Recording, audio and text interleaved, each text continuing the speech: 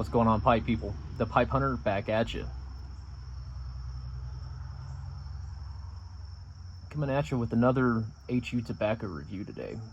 And this blend is called Moroccan Bazaar. Excuse me. This blend was provided to me by Carolina Kirk. Walt, thank you again. And this is another one of those HU blends that, to the best of my knowledge, isn't available in the United States, at least not yet. HU's been releasing more and more of their blends into the United States, but as of the time of this recording, it's not available. But if you're watching this and it has become available, feel free to leave a comment below and let us know.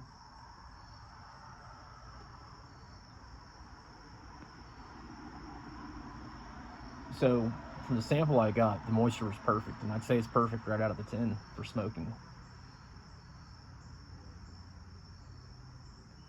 The cut, it's kind of a mix between ready rub and ribbon cut.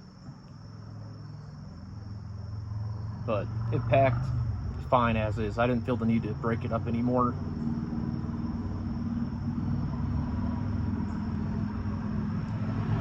Now, the tin note is really, as the name implies, bizarre.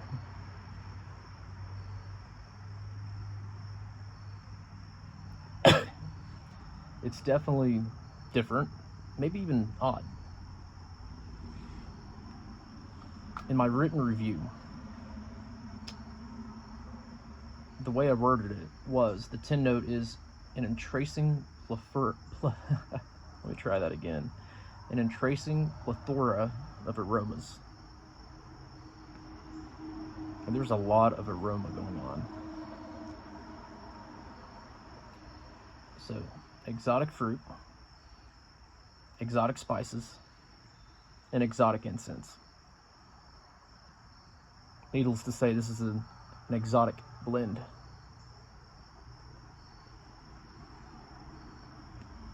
You can go online and find a huge list of all the various toppings added to this blend. I'm not going to sit here and bore you with it, but I will go over the ones that I picked up on at least. So from the tin note, get ready for this.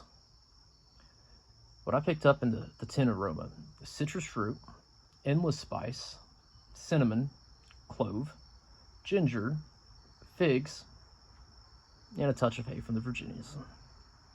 But just a touch.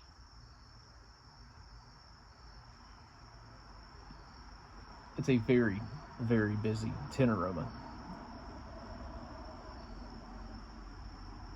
But very well done. Everything kind of works together, even though there is a lot going on. And that's just the aromas that I picked up on. There's a lot of other toppings and spices and flavors added to this. But the flavor profile, even though it's really busy, it's not as busy as the tin aroma, at least not to me. But it's definitely still very interesting. So first and foremost, you'll have to pardon me, I've still got a little bit of a cough. There's a strong exotic citrus fruit note present, and that is definitely the strongest and foremost note in the blend, in the flavor profile. Everything, there's a lot, but that's the most forward. And I do say exotic because even though it's definitely citrusy and it's definitely fruity, I can't tell you exactly what fruit it is. So once you get past that exotic fruit, excuse me, it's a nice fruit note. I really enjoy it. You get this like rum vanilla-like note, which I'm not sure if it's either of those or both of those, but it puts me in the mindset of a vanilla-like rum. A touch of clove.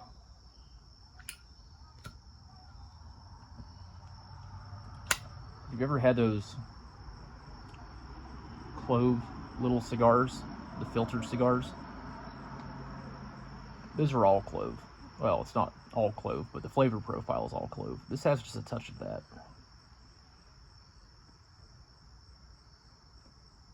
Definitely some cinnamon. Maybe borderline nutmeg, but I'm going to call it cinnamon.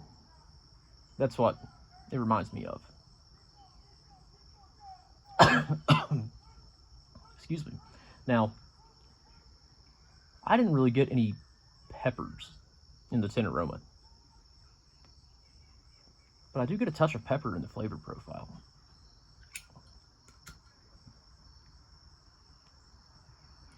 I don't mean black pepper. It's not really bell pepper, but maybe some kind of hot pepper.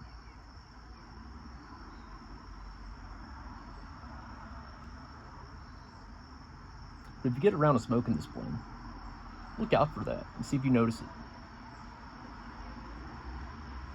And actually, I think it was included on the topping list when I looked it up online, but I didn't really notice it in the tin aroma. But through the smoke profile, the flavor profile, I picked up on it. Now, this is a heavily topped blend, so you're probably wondering, is there any tobacco flavor in it? And I can assure you that there is. The toppings lead the way. Naturally, they burn off a little bit, but with this much topping, they lead the way the whole time. But slowly, as you smoke through the blend, the tobaccos do step forward a little bit, but they're also present throughout the whole smoke. The Virginias have a sweet hay note. They're on the brighter side. And they offer their own citrus, unique from the toppings, from that fruit, citrusy fruit note. The pipe's going out. There's a good bit of oriental in this blend, which goes really well with the all the many nuanced spice notes that's used in the topping.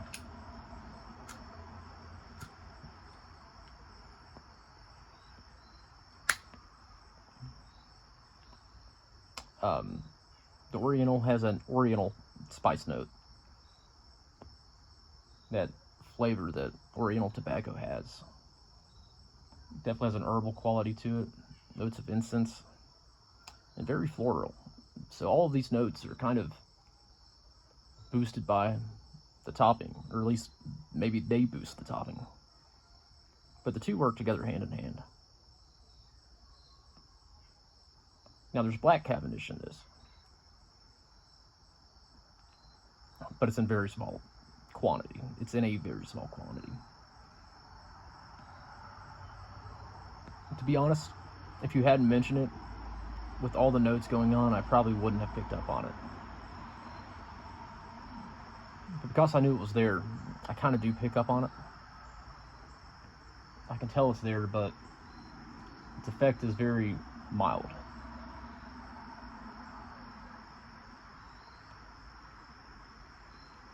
But I'm sure if you took the took the black cavendish out of this blend, it would be a very, very different smoking experience.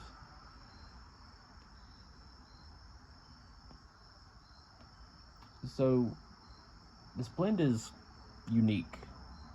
To be honest, everything about it is unique. A lot of unique toppings and a unique combination of those unique toppings. At the same time, it's definitely not a gooper. It doesn't smoke like an aromatic. It doesn't have the taste of aromatics that a lot of Cavendish forward aromatic blends have. And so, when I want to smoke an aromatic, I want it to be something like this.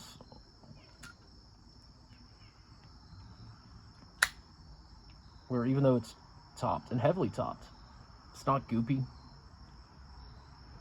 And I still feel like I'm smoking tobacco.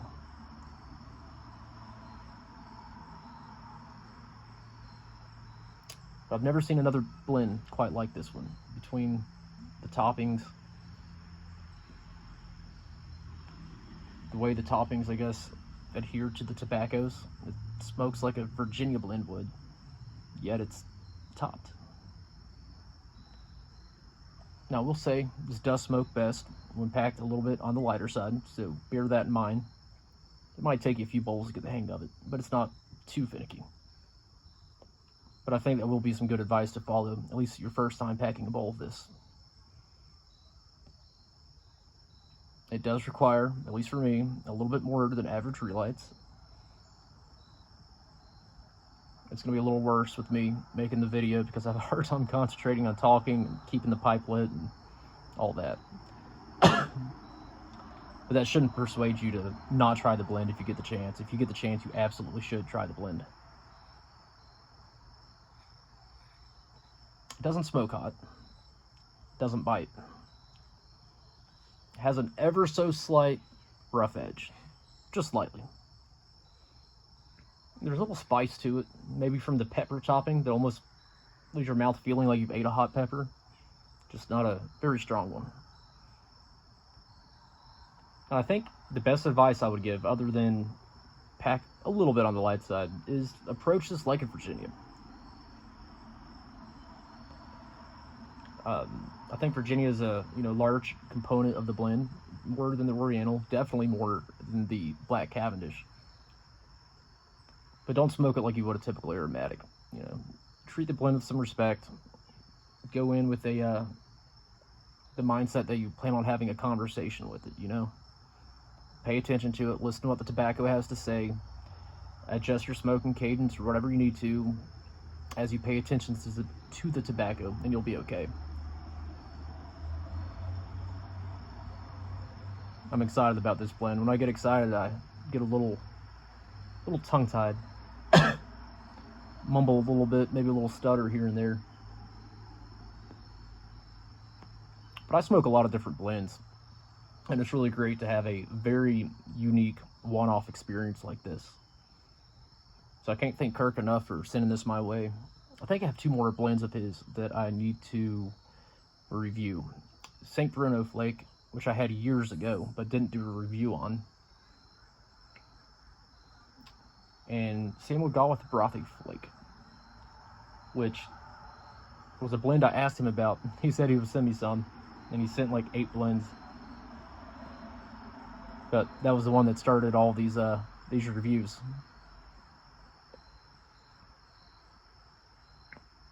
But thank you guys for stopping by. If you get the chance, you really should try this tobacco out. And as always, keep smoking, keep puffing, keep enjoying.